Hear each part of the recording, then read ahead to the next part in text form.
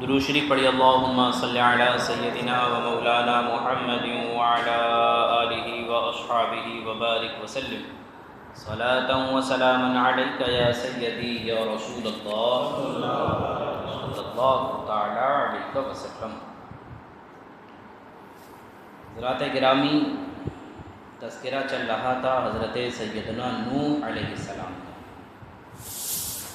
آپ کی پیدائش کب ہوئی، آپ کا نام کیا تھا، یہ میں نے آپ کے سامنے پچھلی نشست میں، پچھلی مجلس میں ذکر کیا تھا۔ اور اللہ تبارک و تعالیٰ نے جو آپ کی خصوصیات قرآن میں ذکر فرمائی ہیں وہ یہ کہ حضرت نوح علیہ الصلاۃ والتسلیم اعلیٰ درجے کے کامل ایمان والے بندوں میں سے تھے۔ فرمایا انہو من عبادنا المؤمنین، قرآن کہتا ہے کہ بے شک وہ ہمارے اعلیٰ درجے کے کامل ایمان والے بندوں میں سے۔ اگر مثال کے طور پر دنیا میں ہم اور آپ دیکھیں تو کوئی عبادت گزار بندہ ہو، بہت عبادت کرتا ہو، تو ہم اور آپ یہ کہتے ہیں کہ بھئی یہ بہت کامل بندہ ہے، مکمل بندہ ہے، اللہ کی بہت عبادت کرتا ہے۔ ایک یہ ہے، اور ایک یہ ہے کہ رب جس کے بارے میں خود سرٹیفکیٹ عطا فرمایا کہ میرا یہ کامل بندہ ہے۔ تو قرآن نے حضرت نوح علیہ السلام کو فرمایا یہ ہمارے کامل بندوں میں سے۔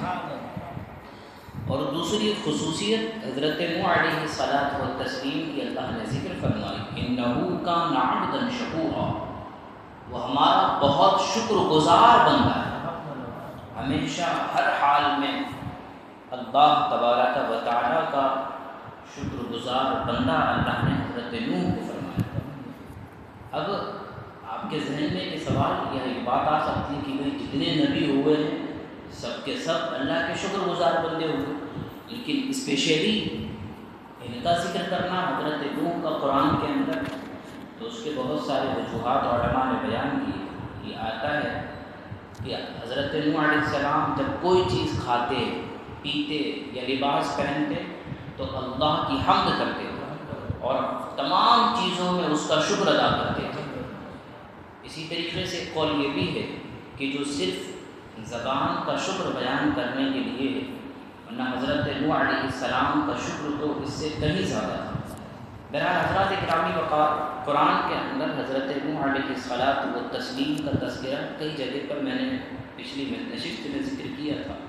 اللہ تبارک و تعالیٰ نے جو حضرت نوح پر انعامات فرمائے ان میں سے چند ایک یہ ہیں۔ ایک تو یہ کہ حضرت نوح کی اولاد کو اللہ نے حضرت نوح کے بعد باقی رکھا۔ حضرت نوح تک جتنی نسل یا جتنے انسان آئے اس کے بعد جو نسل چلی وہ حضرت نوح کی ہی چلی، اس کے علاوہ کسی اور کی نہیں چلی۔ یہ باقاعدہ حضرت عبداللہ ابن عباس فرماتے ہیں۔ اسی طریقے سے حضور خود فرماتے ہیں کہ عرب والے جو لوگ ہیں وہ سام کی اولاد میں سے، سام یہ حضرت نوح ہے۔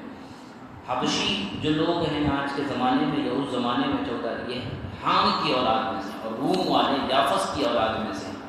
اسی طریقے سے نبوت، یہ دوسری خصوصیت حضرت نوح کی ہے۔ ایک تو خصوصیت یہ کہ آپ کے بعد نسل آپ کی ہی چلی، دوسری خصوصیت حضرت نوح کی یہ ہے کہ نبوت اور کتاب یہ آپ کی اولاد میں ہی رکھی گئی، یعنی حضرت نوح کے بعد جتنے نبی اور رسول دنیا میں تشریف لائے سب کے سب آپ کی ہی اولاد میں سے۔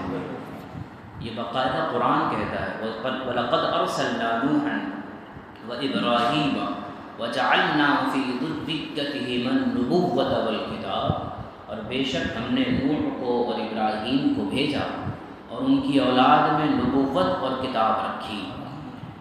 اسی طریقے سے اللہ نے فرمایا کہ حضرت نوح کے بعد آنے والی قوم کے اندر اللہ نے حضرت نوح کا تذکرہ باقی رکھا۔ قرآن کہتا ہے وَتَرَكْنَا عَلَيْهِ فِي الْآخِرِينَ، اور ہم نے بعد والوں میں اس کی تعریف رکھی۔ اسی طریقے سے چوتھی خصوصیت قرآن کے اندر حضرت نوح کی یہ ذکر کی گئی کہ فرشتے، جنات، انسان سب کے سب حضرت نوح علیہ السلام پر قیامت تک سلام بھیجتے رہیں گے۔ اسی طریقے سے اللہ کی طرف سے حضرت نوح پر سلام کا کلمہ ہمیشہ موجود رہے گا۔ قرآن کے اندر ہے سلام علی نوح فی العالمین، تمام جہان والوں میں نوح پر سلامتی نازل کی گئی۔ تو یہ ساری چیزیں حضرت نوح علیہ الصلاۃ والتسلیم کی ذات کے اندر موجود تھی۔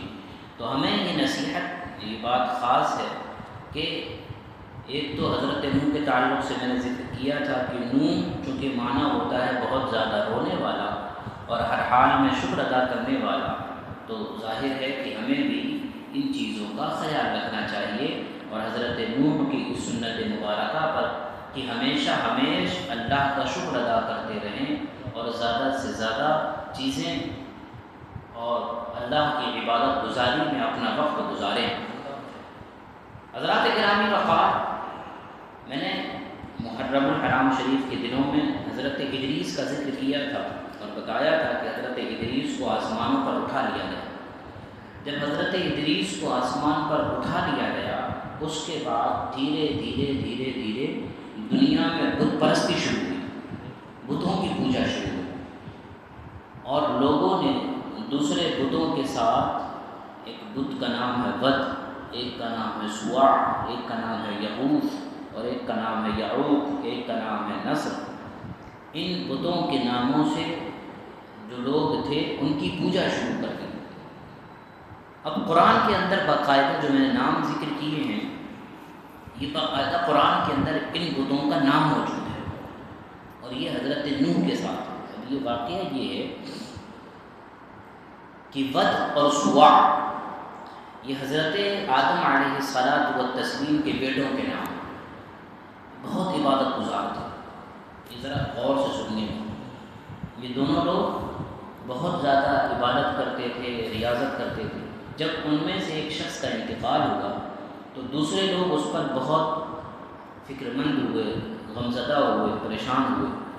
یہ حال دیکھ کر شیطان انسانی شکل میں ان کے پاس آیا، جو لوگ پریشان تھے، یہ دو انتقال کر گئے اور اس کے پیچھے جو لوگ، دو مرنے والے جو گزر گئے تھے، ان کے پیچھے جو لوگ باقی تھے وہ ان کی وجہ سے زیادہ پریشان ہوئے۔ تو شیطان انسان کی شکل میں آیا اور کہا تم اپنے ساتھی پر غمگین ہو، تم پریشان ہو جو تمہارے ساتھی دو چلے گئے؟ لوگوں نے جواب دیا ہاں۔ اس نے کہا کیا میں تمہارے لیے اس جیسی تصویر بنا دوں جسے تم نماز پڑھتے وقت اپنے سامنے رکھ لینا؟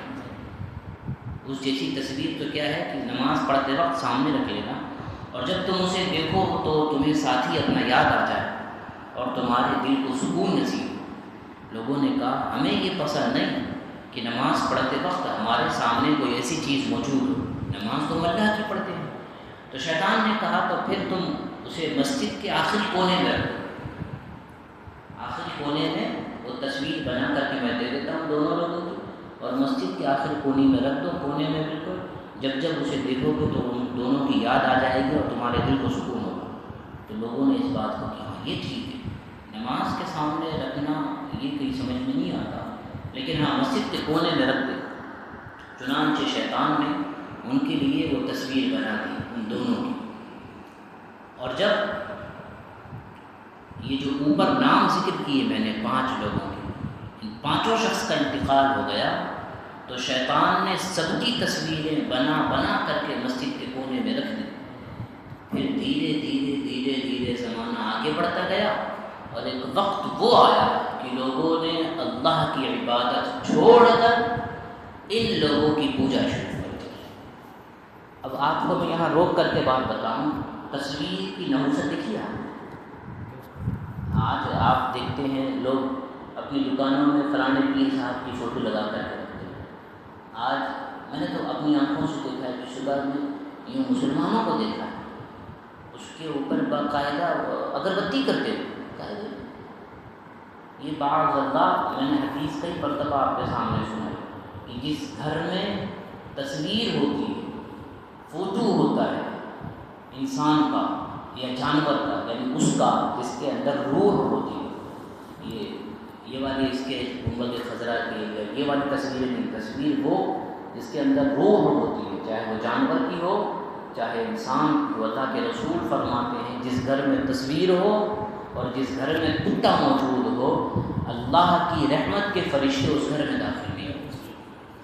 تو اس لیے یہ بات دھیان رکھیے گا کہ گھروں کے اندر وہ کسی بھی صورت میں، چاہے وہ چھوٹے بچے کی تصویر ہو، چاہے وہ پینٹنگ کی ہوئی تصویر ہو، ہاتھ سے بنائی ہوئی، آج کل تو تکیے چلتے ہیں، تکیوں پر تصویر ہوتی ہے کہ کتوں کی، فلانے کی، سور کی، اس کی تصویر۔ میں نے باقاعدہ اپنی نظروں سے مسلمانوں کے گھر میں تکیوں پر یہ تصویریں دیکھی ہوئی ہیں، اور کئی گھر والوں سے میں نے منع بھی کیا۔ دکانوں میں فلانے پیر صاحب کی ہے کہ ہمارے ان کی ہے، ان کی ہے۔ بھائی سب سے بڑے دنیا کے پیر کا نام محمد الرسول اللہ صلی اللہ علیہ وسلم ہے، ان سے بڑھ کر پیر دنیا کا کوئی نہیں۔ انہوں نے منع فرما دیا، ہمارے لیے کافی ہے۔ اس لیے یہ بات دھیان رکھیں، پیر ہو کوئی بھی ہو، اس کی تصویر رکھنا کسی بھی صورت میں جائز نہیں ہے۔ آج آپ اس کی یہ کرتے ہیں، شروعات ایسی ہوئی نا، میں نے آپ کو بتا دی کہ پہلے تو کیا ہے کہ محبت کرتے تھے کہ یاد آئے، ان کی یاد آئے، ان کی یاد آئے۔ پھر آگے بڑھتا گیا زمانہ تو لوگوں نے اسی کو سوچا کہ یار ہمارے باپ دادا نے یہ چھوڑ کر کے گئے، اس کا مطلب یہ کوئی پہنچ والے لوگ تھے، تو اس کی پوجا شروع کر دی اس طریقے سے۔ یہ اس طریقے سے شروعات کی پوجا کی، اور آگے بھی انشاءاللہ ان کا ذکر کریں گے۔ ہم دعا کریں کہ رب لم یزل ہماری تمام عبادتوں کو قبول فرمائے، اور اللہ تبارک و تعالیٰ سے دعا ہے خاص کہ اللہ رب کائنات ہمیں اسلامی ذہن عطا فرمائے، اور اس زندگی میں تمام تر طور طریقے اسلام کے طور طریقے سے کرنے کی ہمیں توفیق عطا فرمائے۔ ہمارے جو ہم نے ذکر و اذکار کیا، خاص کر کے آیت کریمہ شریف، درود شریف کا ورد پاک کیا، اللہ تبارک و تعالیٰ ان ذکر و اذکار کو ہمارے لیے بخشش اور نجات کا ذریعہ بنائے، ہماری مغفرت فرمائے، اللہ ہمارے چھوٹے بڑے گناہوں کی بخشش فرمائے۔ آمین۔ السلام علیکم ورحمۃ اللہ وبرکاتہ۔